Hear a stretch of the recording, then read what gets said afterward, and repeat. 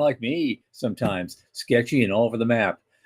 SpaceX just fired up Starship Block 3, but when will it fly? An outfit called Cowboy Space raised $275 million to launch data centers directly into orbit. Lunar Outpost raises $30 million for a new lunar rover. An Arab firm launches an astronaut training facility as a tourist attraction. Some now say you can't run space policy on dial-up speeds. We'll figure out what that means. SpaceX wants to spend $55 billion for its own chip fab facility. Blue Origin is hiring in Huntsville. We'll tell you how to apply. Also, they're testing their first moon lander and ahead of a test launch into this year. Meanwhile, Canada is debating what their startups need next. Rocket Lab buys Motif for $40 million. What does Pakistan need to make its own space program great again? And who's asking that question? And the United Arab Emirates is making a huge bet on LeoSats. Can they take on Starlink and Amazon just by throwing money at the problem? All that, plus our guest, Kelvin England. From the news desk at the Center for Space Commerce and Finance, my name is Thomas Andrew Olson, and this is The Unknown Quantity.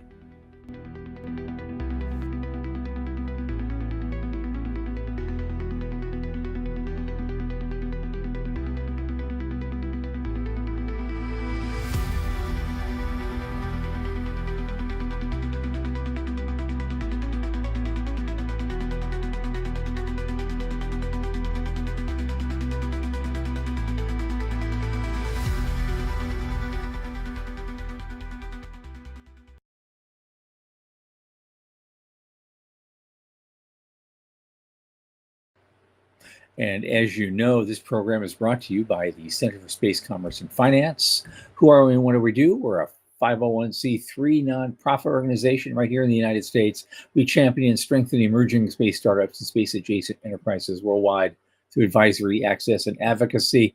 Our pitch events and world-class boot camps fortify startups to be better investor-ready. Now, a lot of our work, especially this podcast, is supported by our listeners and fans like you.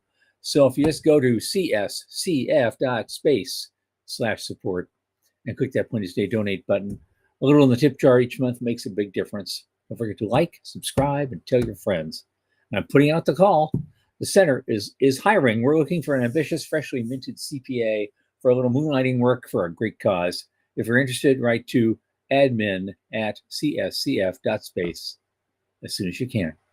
Speaking of friends, my oldest space friend, Michael Lane, who just finished transmuting lead into gold for his projects, is here with me. Michael, come on in.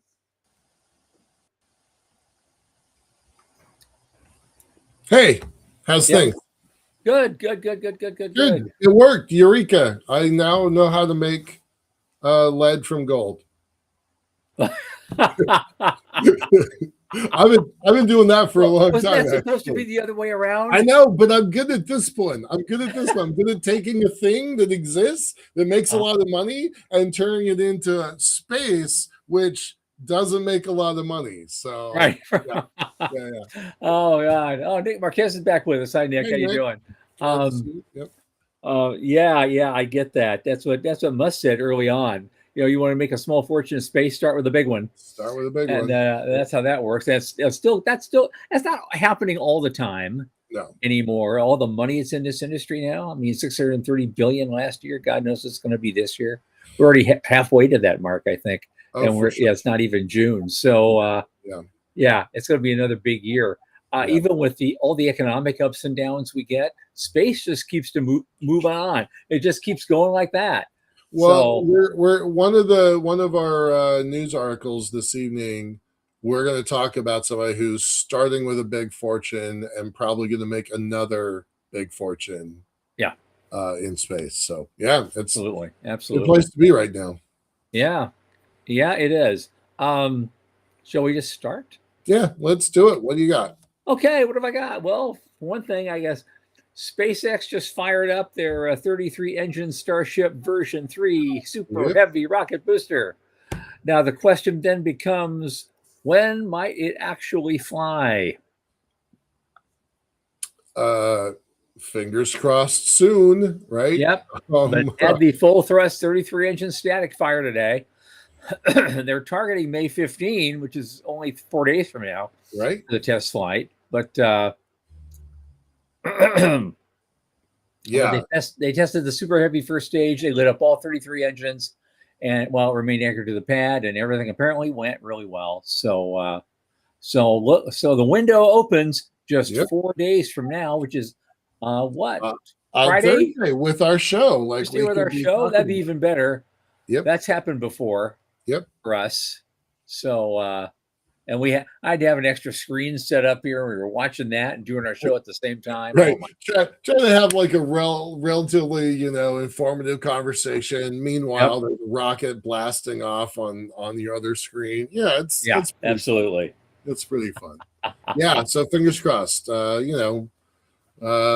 always they use the no earlier than date, but yeah, that would be good. Yeah. Like that. Well, we've gotten some good luck on that stuff so far this year, so maybe that luck will continue just as a pattern. Yeah. No matter who's doing it, I like, success is something I really like, and so we got that going. So next up, do you know these guys, Cowboy Space? I do, but that's not who they were. So a minute ago, we're like, oh, start with a big bunch of money and then turned into space. Well, this guy bought BHATT. He was one of the earliest founders of Robinhood. So he made a bunch of money in exchanges and consolidating people's investment accounts, and then he decided to put it into space. And a year ago, they were focused on space-based solar power, and I was like, yay, somebody really doing something great with their money to move humanity forward. Right. But now you decide, I guess, I want to actually use my money to make money. Maybe not, right? Because Overview Energy just a week ago, 2 weeks ago, got that contract with Meta. Starcatcher is eating another kind of part of the business model, and so Aether Flux is like, maybe this isn't the plan we should be on. So giant pivot today, because that's what the world needs, is yet another data center on orbit business. Well, I guess they said there aren't enough, as this thing says, there aren't enough rockets for space data centers, and so they decided to build their own. Mm-hmm. And so I guess that's a market niche now. So maybe that will work for them. They build a very special kind of launcher. We're only going to launch data centers with it. Well, given all the trillions of dollars they're going into, space-based data centers with AI in them, that might actually be not so risky a play if they can, pull it off. What do you think? Yeah, I mean, everybody who's examined this market has said SpaceX is uncatchable because they have the rocket system and the data element in one system. Mm-hmm. So, yeah, I guess this is one billionaire betting their billions against the biggest billionaire's billions. Yeah. I don't think the world needs yet another rocket company, but that's what they're doing. So well they're saying that the big boys like SpaceX, they won't be even approachable for something like this, for a third party for many years. They might have to wait till the mid 2030s to even get a manifest going. And so I guess there could be a niche if you have enough to make that pay. Is 275 million enough then in that case? No, definitely not. Stoke has raised north of $850 million, and they have not gone to orbit yet. So, I don't think 275 is enough to get in the game. They are going to need more than that. So they must have figured out. They must have figured that this gets us to a certain milestone, Right. and that will open the rest of the wallets Yeah. if they can hit that milestone and do it quickly and impress everybody. Yeah. I'm thinking. Yep. Yep. Yep. I'm not sure I remember this next part correctly, but I think Breakthrough Energy Ventures is either Gates or Zuckerberg. Mhm. Do you know that? Do I you do know if not know that's that. true? No. Okay. We All don't right. know that. I don't want to. I don't want to spread rumors, but that's what my memory is telling me. It's a named billionaire also backing this thing. So that's probably good news if it's true. If what I'm saying is correct. So Yeah. um, Yeah, it's interesting. Jason's here. Jason Sprecher. Hi, Jason. hey, Yeah, a couple of comments. He said Meta's buyout for AI in China was rejected. Yeah, I wonder why. And he also claims that all rockets are booked through 2029. That would not surprise me if he's that's right true. about that. Jason's right about that. That there's definitely. I'm actually really worried if I'm going to get the flights I want for my stuff. Yep. Yep. I'm actually quite concerned about that. So there is really, for the first time ever, there's gonna, well, that's the wrong way of looking at it. But there is a bottleneck. There is a bottleneck in Yep. flights right now. Yeah. Well, it's kind of ironic because 25 years ago nobody's launching anything. We were all out there by guess and by God, and Right. we want to do something and get out of the NASA monopoly. And now it's almost like, well, here we are again, except it's in the opposite way. There Right. are tons of commercial options now available to you, and guess what? They're all freaking booked Right. The through price is not 2029. So, coming. The price is not sorry. coming down because the supply and demand. There's limited supply and nearly unlimited demand. So Was what those startups are saying. Maybe build it and they will come is in fact a viable business model because they're coming out of the woodwork in a you way know, none of us expected. I got some pushback. I was chatting with an angel investor a couple days ago, and they asked for what are our revenue numbers and what are we generating in terms of income.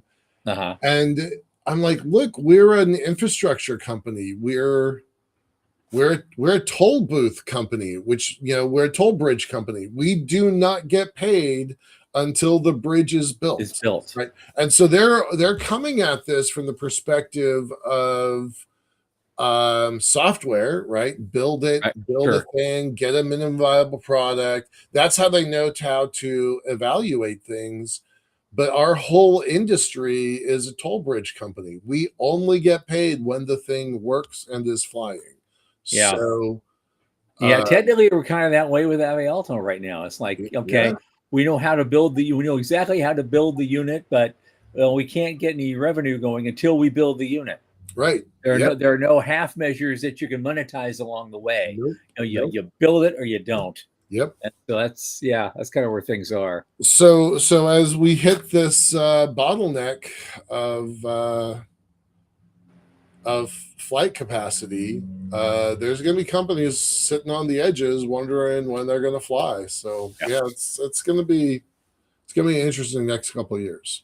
Yeah. All right, hey, let's move on. So good Let's luck for go. Aetherflux with their $2 billion valuation the day that they announce their company exists. Yeah, that's pretty good. I don't know Right? how you do that, but that's pretty good.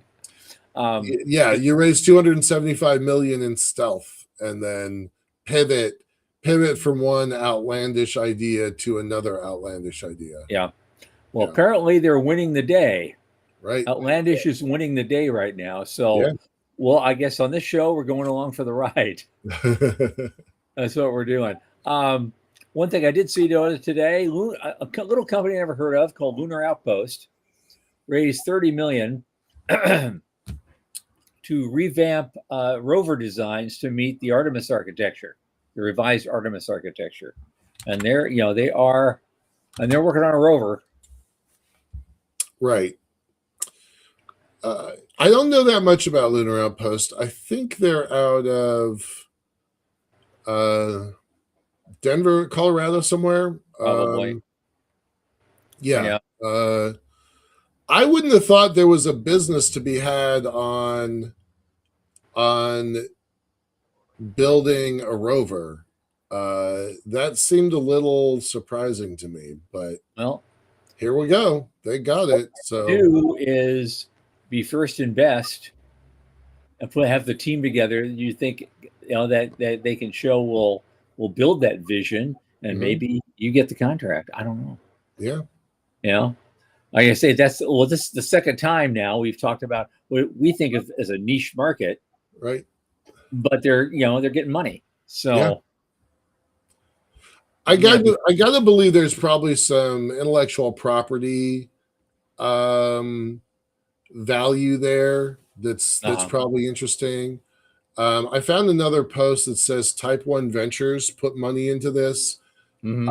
Type 1 also put money into Gravitics. They were the first investor at Gravitics. So they do put money into big ideas. Yeah, And that's kind of all I know about this. So we'll just kind of wait and see if we learn a little bit more. yeah.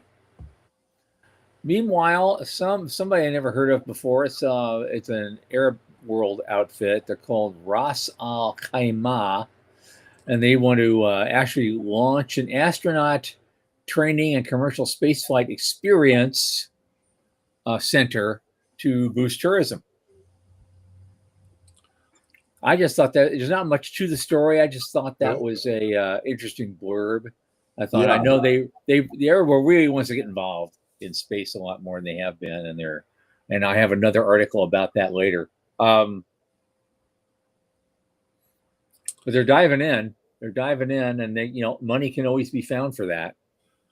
The United Arab Emirates have been really pushing a Martian system. Yep. I consider them the very best Mars program in the world. So good on them. Fingers crossed. Mm-hmm. Yeah. And the picture that they're showing on the screen looks an awful lot like the Mars Desert Research Station out in Utah. Yeah. And that is not a tourist destination. I've been out there 3 times. It's you could build it into something interesting, but it doesn't start that way. So Right. yeah, Right. yeah, cool. Oh yeah, Jason's like the line has failed. So if nobody else is paying attention to that, that's the Saudi Arabian program where they basically are trying to build 100-kilometer city Oh in yeah, the desert, I remember that. and yeah, that's a whole new crazy program. And I find that really interesting that other nations are using going to space as a training program, and they're like, nope, we're going to build all of our engineers down here on the ground, and we're going to go after this. I don't think the line saying the line has failed is entirely accurate, but it's definitely they decide to just stretch it out over more time. So we'll see. Yeah. All right, let's keep going. Okay. Some folks are saying that the regulatory framework on the ground these people are claiming is stuck in a slower era. Apparently, we're launching more rockets and deploying more satellites than ever before, but trying to get through the filing process and get to the regulatory barriers is Mhm, still just slower than a snake. Um, mhm, and they're claiming that we've got all this 21st century technology, but apparently the FCC and maybe even the FAA at times don't really use it, but especially FCC. Their mhm. licensing system is not keeping pace with the space economy, and so the agency-led reform has some limits. Even if they overhauled everything, Yeah. new leadership may take a different approach. Rules change, priorities shift, staff are redirected, and that's why they're saying Congress needs to get involved. And so they proposed something called the SAT Streamlining Act, is tightly focused on just that. And so they say the bill would establish clear shot clocks, like in basketball, I guess, Yeah, shot and clocks. I like streamlined that. reviews, ensuring that the application processing is more timely and predictable. And so, and it puts guardrails in place. I can live with that. I mean, that's similar to what we just said the other day about the FAA finally putting a price per pound for an administrative process for Yeah, flights and launches. So this doesn't seem like it's coming out of left field. right, Uh, right. we've already talked about the burden of the staffing on the FAA. When you launch a satellite, you have to go through the FAA to get clearance with the FCC, State Department, Department of Defense, NASA, NOAA, and then the FCC takes your petition that's been cleared by those places, those 5 places, and then takes it to the ITU and UN. So it is a complex process to do that. So Okay. if there's a better way of doing that, that would be great. Yep, yep. I'm going to kind of skip over this one really quickly because it's from a New York Times article, and the New York. I don't know about you, but the Times keeps getting in my way when I want to look at something. Yeah, And yeah, so, but what they said was that Musk wants to build something called a terafab. It's a new chip factory. He's prepared to spend $55 billion to do it. right. I presume those chips are for making AI better. I would Yep, imagine. yep. Yeah. On orbit data center making chips better for their Yep. open AI component. Yep. Yep. Yep. Well, we're back. Now we're back in the world real quickly of sovereign space programs and sovereign capabilities that you're building. Well, Canada is no exception. Right. I just saw this thing. I was on Space Q today. They're all having some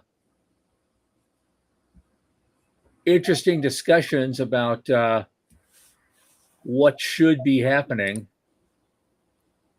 in their world. Right.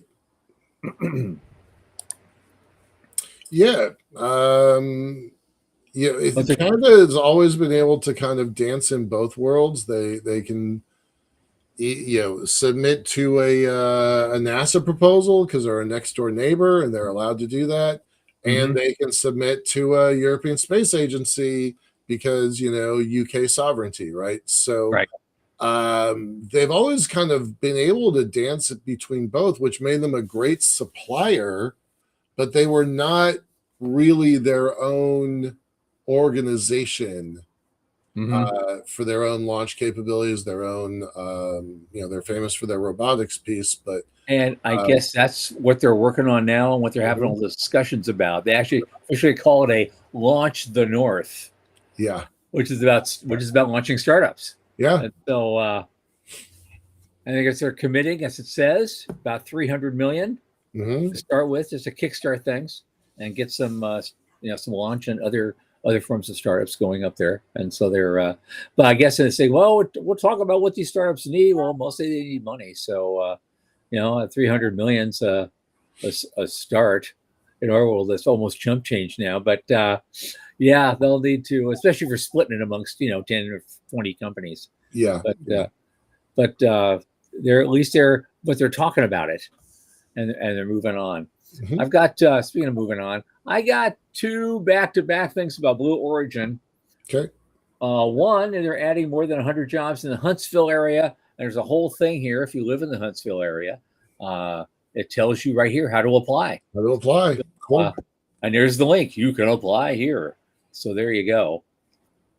Well, it grew. Actually, it grew. They've been there a while now. They grew from initial commitment of 300 jobs, but now they have 1,600 staff in Alabama. We reported on them last year. Yeah. Yeah. Now 1,600 are there. They're going to hire 100 more right now, today.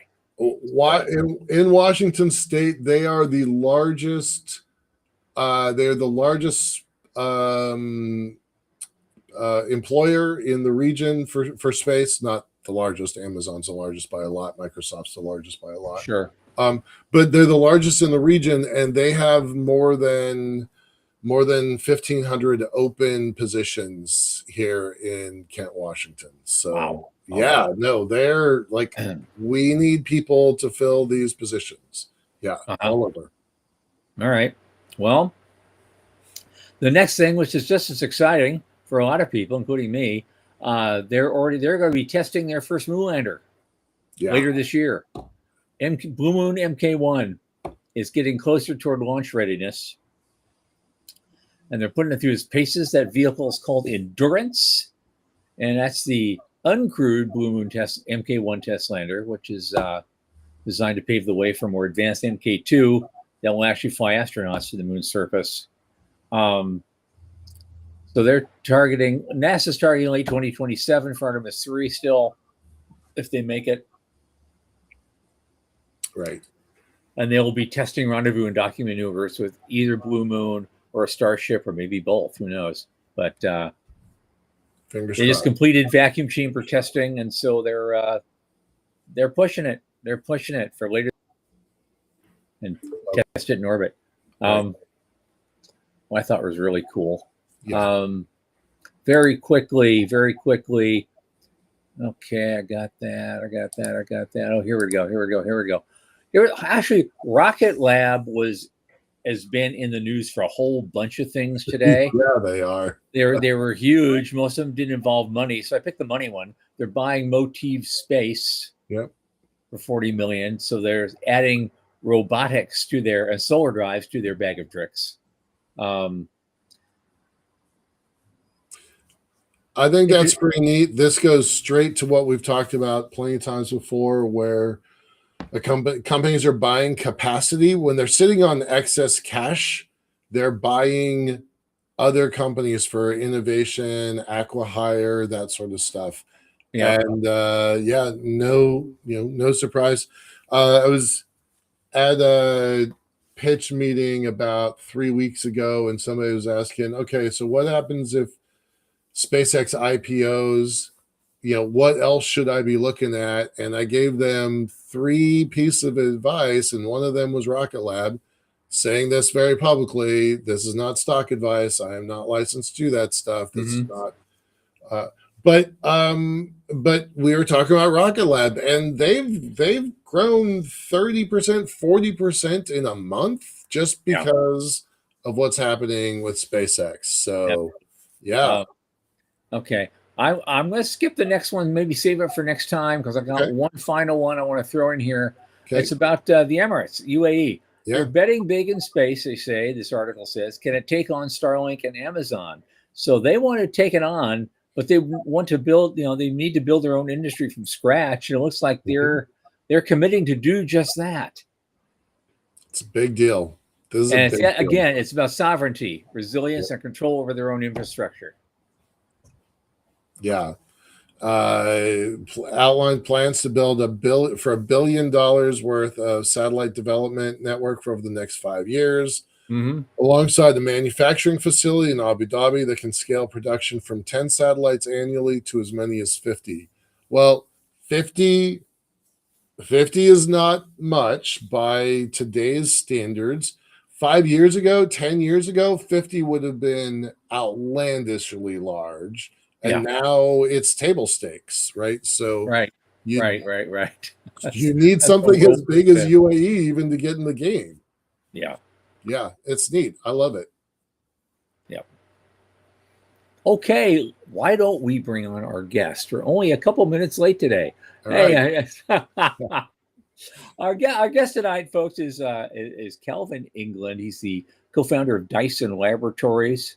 And they do things that they're working on orbital data centers. They're working on Bitcoin mining in outer space. And they have all sorts of things they're doing, including some interesting stuff I haven't even talked about. So let's bring him in. Calvin. Hey, can you guys hear me okay? Oh, sound great. I appreciate you guys so much for taking the time to talk with me, and big fan of your show. And heading off on the Blue Origin news and everything else, Mike, did I hear you say correctly a week or two ago that Blue Origin's one of your favorite companies? It is my favorite company. I wish they would do more than what they're doing and faster than what they're doing, but they are my favorite. Especially Uh, faster.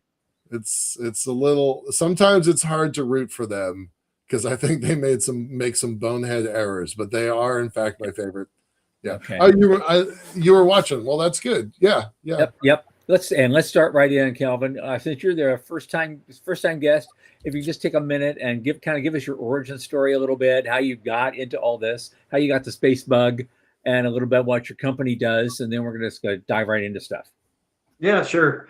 So out of high school, I wasn't really a great student, so I went to the Marine Corps. I was in the infantry, deployed a couple times, realized that really wasn't for me.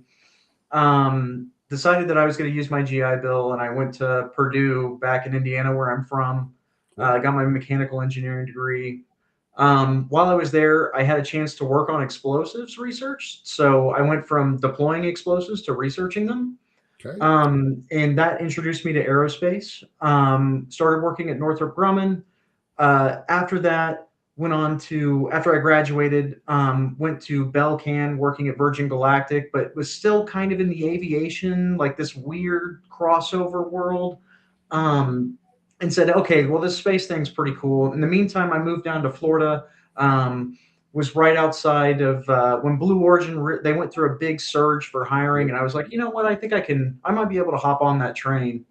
And this was back in 2022. So I was there for about a year. Then I went to go work at Beyond Gravity up in Titusville doing satellite manufacturing. And then I worked at a company called Extant Aerospace doing obsolescent avionics. So touched a lot of basically every type of electronics system that's inside of a plane. Okay. And said, okay, well, I've got all these weird skills, worked in a whole bunch of different roles. I'm not really good at any of these things. But I do think I'm a bit of a generalist now. So put together a spreadsheet, tried to analyze some different technologies with Starship and New Glenn coming online. Like what capability unlocks are we going to have? And I've always been interested in Bitcoin. I'm a little bit of a evangelical Bitcoiner, so I'll save that. But one of the things that I saw was that we might be able to levelize energy in space versus energy on Earth with these new round of launch vehicles. And if you're able to do that, then now what can we do? And that's why I've named the company Dyson Sphere Laboratories, because I think we're actually a lot closer to that than people realize. Nice. I don't know if you know, I was kind of like shoot myself in the foot when I talk about it, but I was a very early Bitcoin adopter, and one at one point I had 14 Bitcoin, so I was pretty happy about that. Yeah. Oh no, I see where you're going. You're wrong. I When the price was around 900 per coin, I was like, there's no way this mythical ones and zeros thing is ever going to hit over 1,000. There's no way it can. So me, genius that I am, timing the market, I'm going to sell at the top at $950 per coin. So that's what I did, and I liquidated, and I've just watched it climb ever since. So, yep, those were the 2000. I just a couple days ago, I was going through paperwork, old paperwork. I found a receipt for one of my interns for that summer. Was 2000, I think it was 2018 or 19. And I'm like, oh, it was $1,200, right, for his 2 weeks work. So I went back and I looked up the price of Bitcoin that I liquidated so I could pay him his American salary for 2 weeks. And that one paycheck was worth $14,000 if he had just kept the coin that, and over the whole summer, just him and the other guy that worked for me, I just liquidated my holdings just to make sure that they got paid. So Yeah. Yep, It is that's what my it is. Bitcoin story. Yeah, it happens to the best of us. Yep. Yep. Yeah, So there what's was your no focus such thing as now, hold on till dear life back then. Not really. Michael? So what? Sure. So what's your focus now, Calvin, Yeah. on your current company? Well, so the Bitcoin really hasn't like left my focus insofar as that I think that this is a tool for sovereignty, Okay. which is going to be increasingly important in space. Um, and this whole data centers in space thing, like that was something that I was kind of pontificating on, trying to figure out like what could a company look like that does that. Now that this was a couple of years ago, so now this is a lot more becoming apparent. Things are starting to solidify what the move to bring more compute into space, what it's going to look like. Um, but our company is focused at the protocol layer for the time being, meaning that we have software that we're offering to folks with the idea that this is going to increase the interoperability of space. So if you're familiar with like OAuth 2.0, where you can use Google to sign into different websites, Yeah. is an authorization.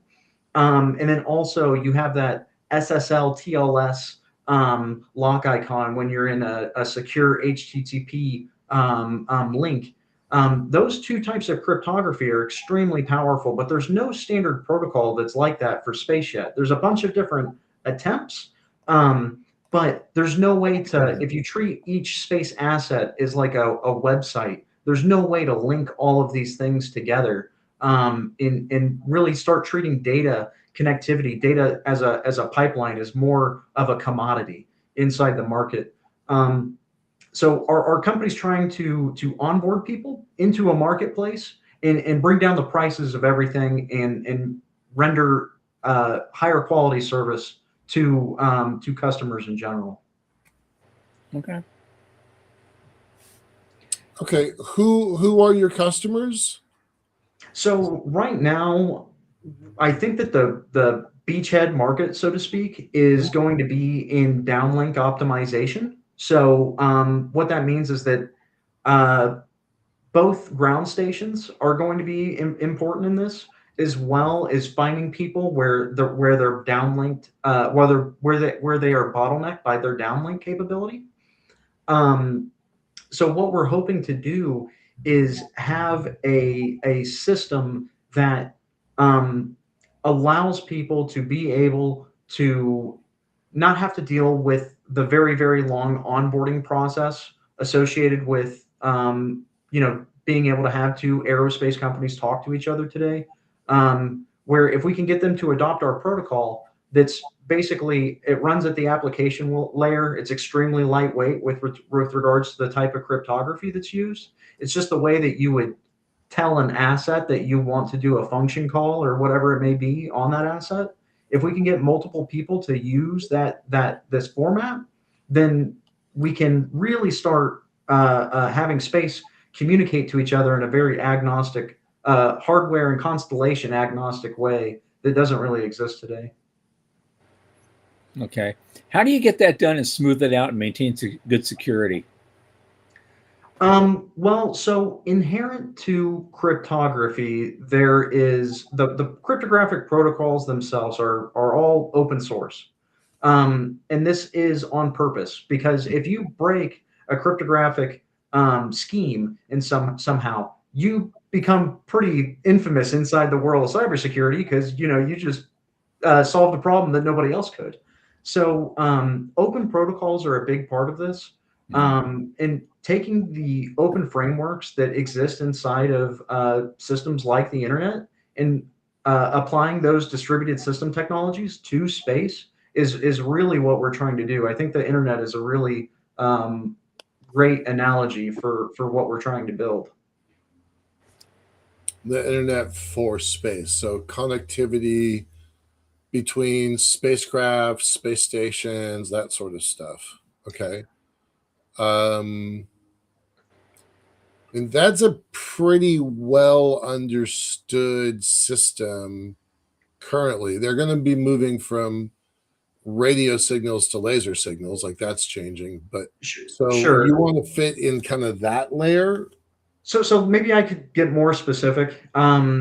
one of the things there's a company called Skywatch. Skywatch is a image broker, so you have all these different imaging satellites, but ultimately the customer isn't really going to care where they get their sub-meter photography from at the end of the day.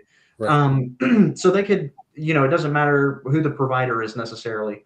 But if you're a small to medium-sized organization, you're not going to be able to deal with these constellation companies on your own. This is something where Skywatch becomes a broker. So they broker a deal for all the small and medium customers for the images. And that increases their the quality of service that's provided to those customers as well. Now, this is purely an exercise in business development. As far as I'm aware, I don't think that there's any type of underlying technology.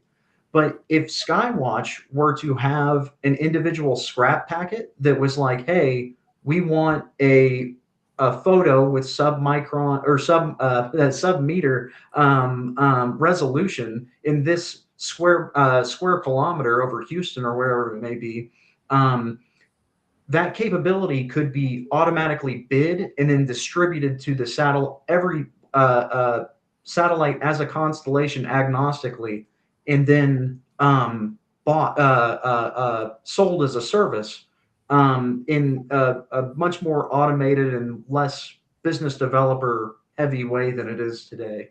Does that make more sense? Yeah. Yeah. It's a little fuzzy. That's why I keep asking, like. So we can't necessarily define the end product, but meaning that I can't verify that this capability provider actually has sub-meter resolution for their photograph. But what I can send around is an individual cryptographic proof that photograph was taken at a certain time.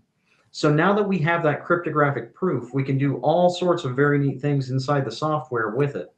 So that cryptographic proof can be tied back to individual financial transactions in a store and forwarded manner.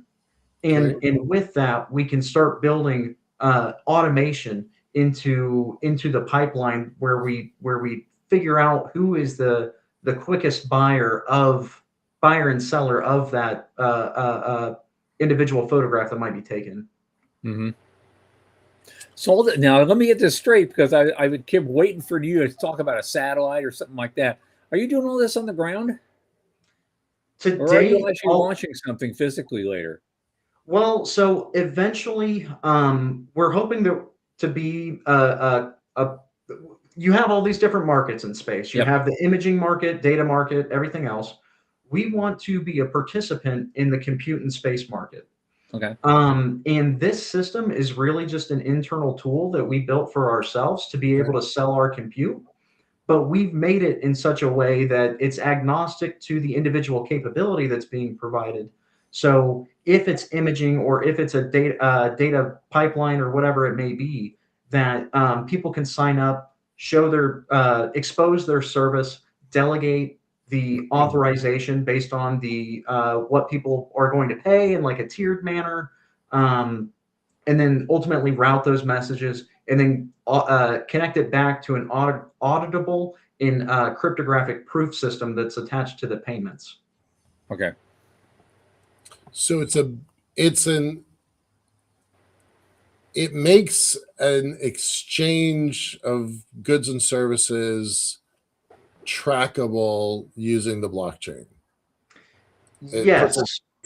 It puts some characteristics like timestamps and validation into, so we've always imagined that, there's going to be a point where people can go to a space station and there's going to be a price, right? How big they are, how much food they consume, the price for the heat and the air and the water and the toilet and the food, and there's going to be a commodity of having a person for an orbital hour or an orbital day or an orbital week.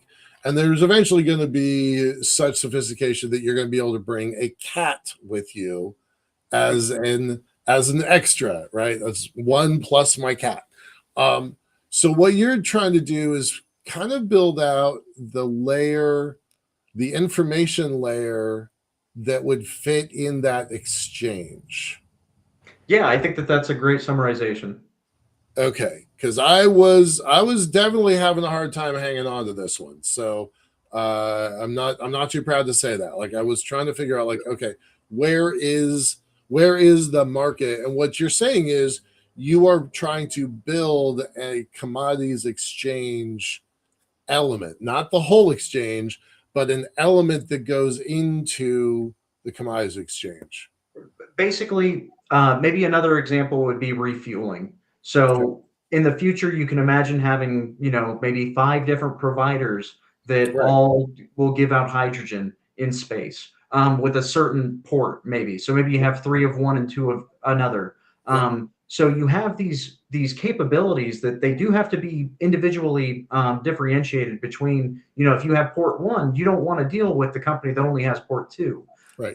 But ultimately, if the fuel is still hydrogen, then you care about the price maybe of all 5 providers. So being able to say in an automated way, have these messages in a stored and forwarded protocol where one message can hop between the individual systems and ultimately meet up, negotiate on a price, and then eventually meet back down on terrestrial ground servers where it's stored in the blockchain. It may also be worth noting that this cryptographic protocol, even if you remove the payment element of it, being able to send a cryptographic proof that a service was rendered also has a lot of utility in it. Mm-hmm. But the Bitcoin thing, I really do think is the something it's quite novel here. Okay. Yeah. It's starting Yeah. to be a little clearer now. Very Well, cool. the proof is the thing. I've been studying this a lot lately. Just for an old guy, I'm like, okay, what's really going on? And I started learning about things like Monero and stuff like that. And I'm going, okay, this is cool now. Because, I guess the holy grail of proof is if you just use pure math and physics, to do what you need to do. It's also like the ultimate in anonymization as well. So Yeah, absolutely. There's cryptographic proofs are a very it is a very interesting system to authenticate parties, to be able to show. There's even zero knowledge proofs that are incredibly crazy. Yeah. It's some interesting stuff happening Yeah, right I've been now. reading about that. I'm kind of looking at there is a way you can go with these things in a certain way. I'm still fleshing that out Yeah. with the help of my AI, and so I might have something to talk about later. So Sure. Yeah. absolutely. I'm not So tell need to us more question a about human. Dyson, your team, how long you've been around, what you're trying to do. What does the next 6 months look like?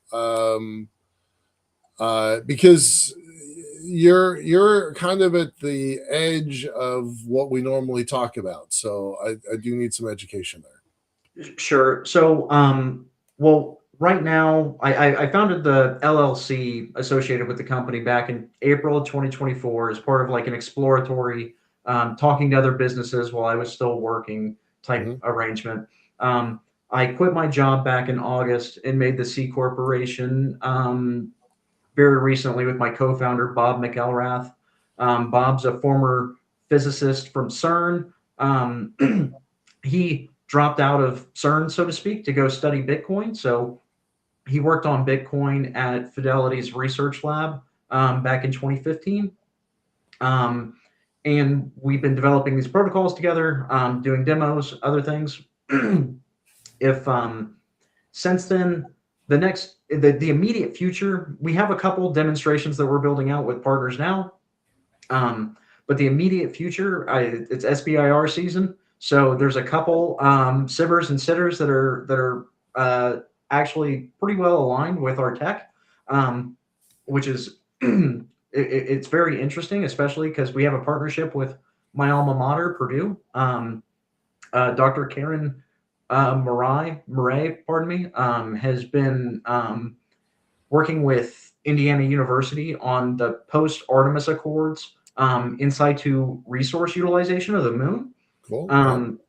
And one of the NASA sitters specifically asked for financial engineering constructs, which is really up our alley, and it makes me quite excited to see that. Of course, it's phase one, but ultimately beyond that, we're trying to identify ground station partners, launch providers, or satellite customers who are downlink constrained, and helping get them more access to new markets, and then trying to find hosted payloads for ultimately putting our first couple compute prototypes into space.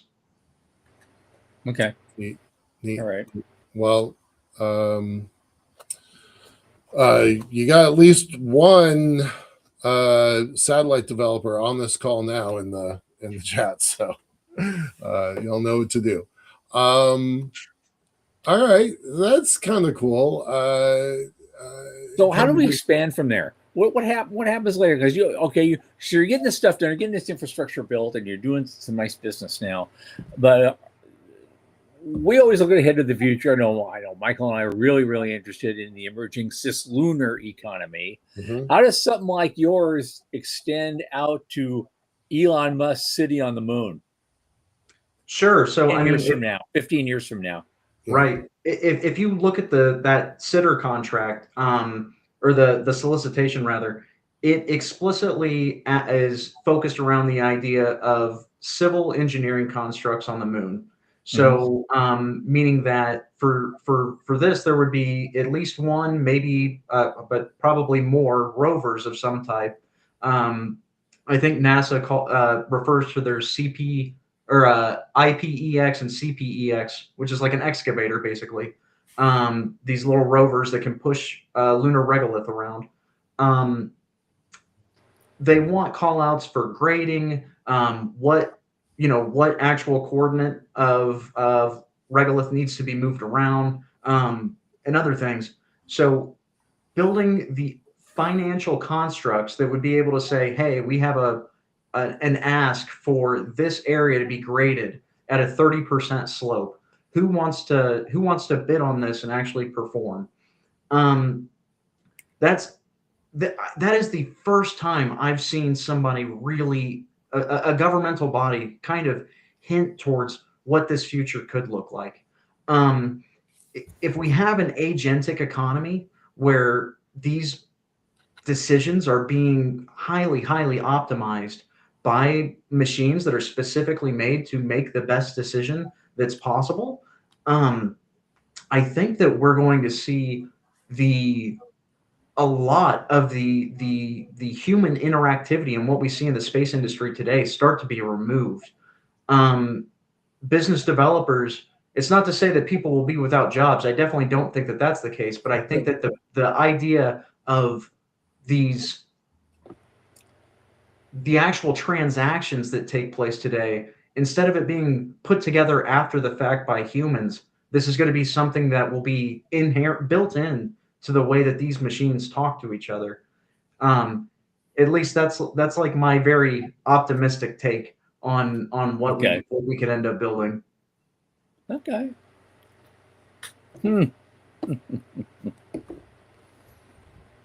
That's what I was looking for, an expansion model. Yeah. Apparently, you've already thought of that. It's going to be kind of built in.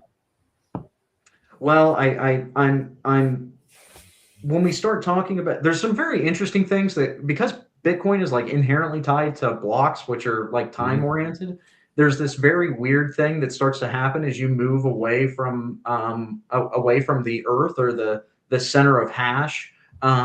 Which is, if you think about hash power as like a center of gravity that can be distributed in a system, as you move away from the center of hash and you move towards Mars and you move out of the block time, the Bitcoin block time of 10 minutes, you have this very weird, like there's a bunch of weird things that will happen if Bitcoin ends up truly being the financial system that's underlying it all. I'm guessing you know a little bit about Mars Coin.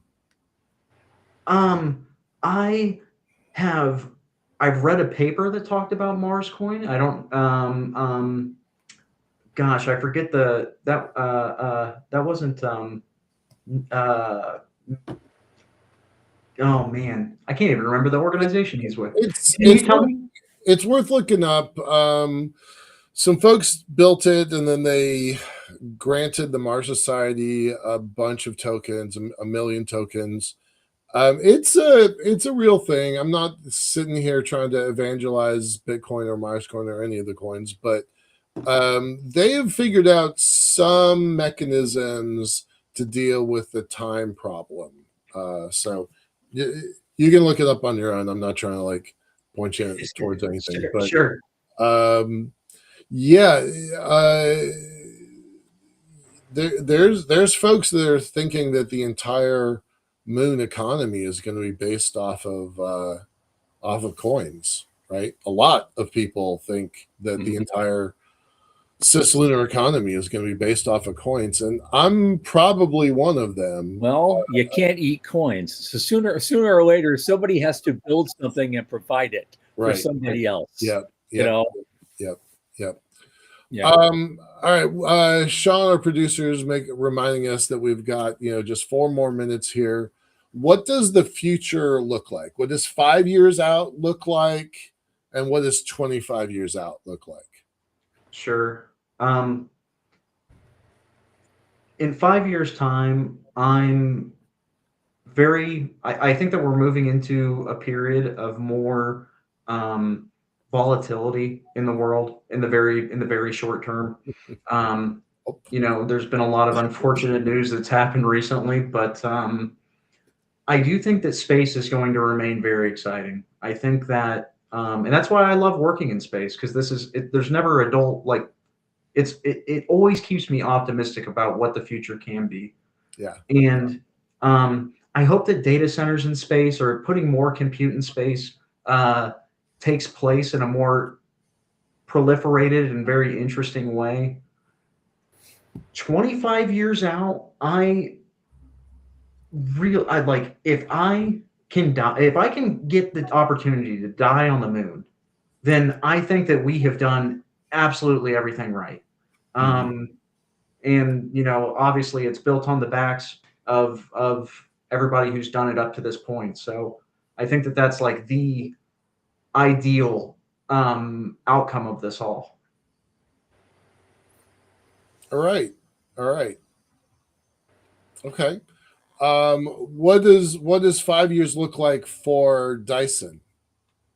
So in the meantime, we're working on those onboarding operators onto our network, getting these launches up. Our first real commercial hardware product is going to be a compute integrated solar panel. So kind of similar to what Sophia Space is targeting, but we're hoping to provide like more of a hosted payload type system, where if you want to have your own compute module, that we'll tag it on to somebody's system. And then beyond that, if the network proliferates and if it makes sense, there's an idea of building a thing that we're calling an artificial ground station. And this is like a satellite that is specifically made to send around this economic tasking in an inter-satellite link, and kind of be the router, so to speak, to the rest of these constellations. Okay. I wish we had talked a little bit more about that too on the show. That's kind of interesting. Well, there will be another time. Right. Trust me on this. Kelvin England, CEO, Dyson Sphere Laboratories. This has been a fascinating conversation about how we're actually going to make business transactions happen in the high frontier with much better alacrity and more security. And it's going to just open up Leo, and then we'll ultimately be spreading to the moon, and God knows where after that. Thank you so much for being with us. Stick around afterward for a debrief, and we'll see you in a minute. Thanks so much for being here. Thank you, gentlemen, so much for having me, and thanks, everybody. Thanks. Okay, Thursday is a no-brainer. that guy to my left, Michael Lane, is going to be our guest on the show. He's going to obviously catch us up, give us an update on the lunar elevator, no pressure, and a lot of other topics that we're going to talk about. We'll just go off the dial, and this time, Sean can't yell at us for running late because you're the guest. We're gonna do something a little bit more specific, and it's something that the center is going to start doing. Is I'm gonna do it. It's gonna be a pitch. I'm gonna do a pitch, Good. not to raise money, but to get somebody whose opinion I really trust, Tom and Sean, to evaluate our pitch. Right, we're out there trying to raise capital, and I would like. And you're doing it in front of Dallas. I want all the slings and the arrows. Everybody. Yeah, I want all the slings and arrows from the people that I know I like before I get out into the world and have them throw slings and arrows. This is going to be a very special night, you guys. Do not miss this one. It's going to be, and we're going to start doing that for other people. So you're the first guinea pig. Right. What we're doing. Dallas, sign up with Sean. Joe, sign up with Sean. If you guys want to do this, sign up with Sean to do it. So I'm scared. I'm gonna just be honest. I'm really uncomfortable about this, but this is what we do, right? So no, it's like they said, the Force Luke. Right. Let your fear pass through you. All right. And on that, for Michael Lane and Sean Key, I remain Thomas Andrew Olson. Keep watching the skies.